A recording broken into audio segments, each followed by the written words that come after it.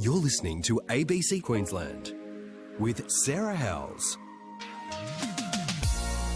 Hey, have you heard the farmer's parable?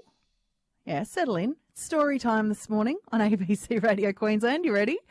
So a farmer's horse runs away and the neighbours say, "How unfortunate."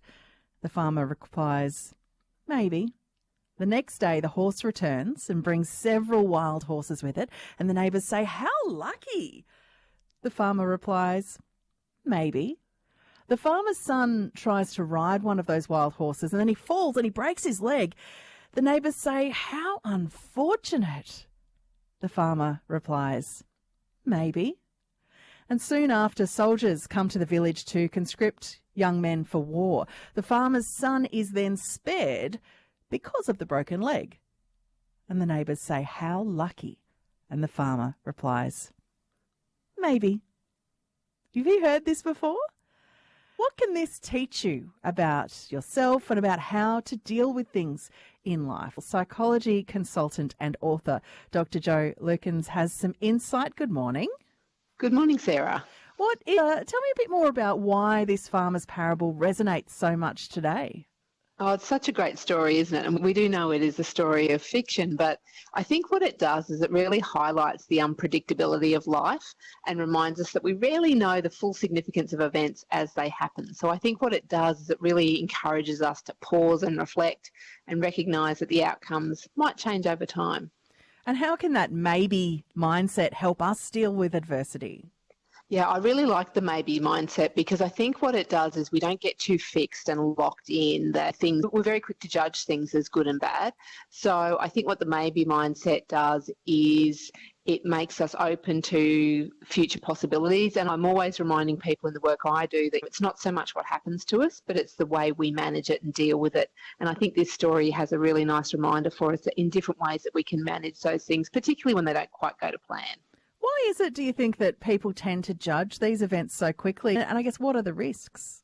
Yeah, it's the nature of being human, I think. As humans, we seek certainty. We want to be in control of our lives. We don't particularly like unpredictability. So we often judge events very quickly to make sense of them, and we do like to label them as good or bad. And I think sometimes what this habit can do is it takes us away from learning the lessons or the opportunities. So we might miss out on some personal growth opportunities or some of the positive outcomes that might arise if we just simply see it as a circumstance that has happened and we're yet to really determine what the potential outcomes of it might be.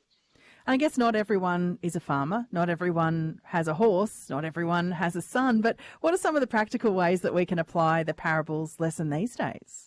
Yeah, so I think if you had an adversity happen, and lots of the adversities are pretty tough on us when they do happen, but if you were someone who maybe, let's say you had to you lost your job or something like that, and there's no doubt that would be upset with that, but it might be that the maybe mindset might help you stay open to new possibilities. I know in my work, whenever I've been denied an opportunity, and it stings a little bit to start with, but then maybe something better is going to come along. So I think the maybe mindset can be helpful, that when a misfortune happens, we can turn it into a pivotal moment and perhaps there are better times ahead.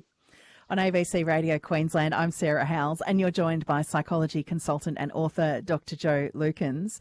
Dr. Jo, how does this parable relate to mental health and well-being?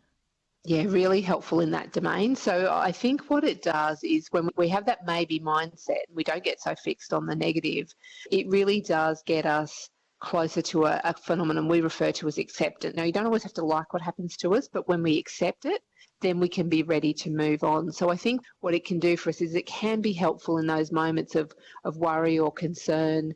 It can help to reduce some of those elements, and it really can help us feel a little bit more optimistic, which is always going to be a helpful thing for us in terms of our resilience and keeping us calm. That optimism can really help. What role does curiosity as well play in facing adversity constructively? Yeah, I love all the work on curiosity, and we're seeing a lot more of it in the psychology area. That curiosity by its very nature makes us seek out more information or seek out more opportunities. And I know certainly I do a lot of work in the elite sports space, and I know that curious athletes will always be wanting to find out what could be better or what's the new thing that we can do. So even when we face adversity, if we approach that through the lens, if you like, it's like putting on a pair of glasses, put on your curious glasses and ask yourself, what can I learn from this? Then you're much much more open to finding a better outcome for yourself, particularly when a circumstance hasn't been quite what you wanted it to be. And so, Dr. Jo, what is your advice for someone who it might be struggling to see the bigger picture during these tough times? Yeah, I would say that it's a very understandable thing and happens for many people, but maybe just if we can learn from the farmer and pause and remind ourselves that maybe the story isn't over yet, and perhaps new meanings and opportunities will emerge out of every situation. So I guess this is another one of those life circumstances that enabling us to practice a bit of patience and openness, and much like the farmer, hopefully we can all travel through the tougher times with some hope and resilience. Oh, absolutely. And what a note to finish on this morning as well. Dr. Jo Lukens, thanks for your time. Thanks, Sarah. Psychology consultant Dr. Jo there with you this morning on ABC Radio Queensland.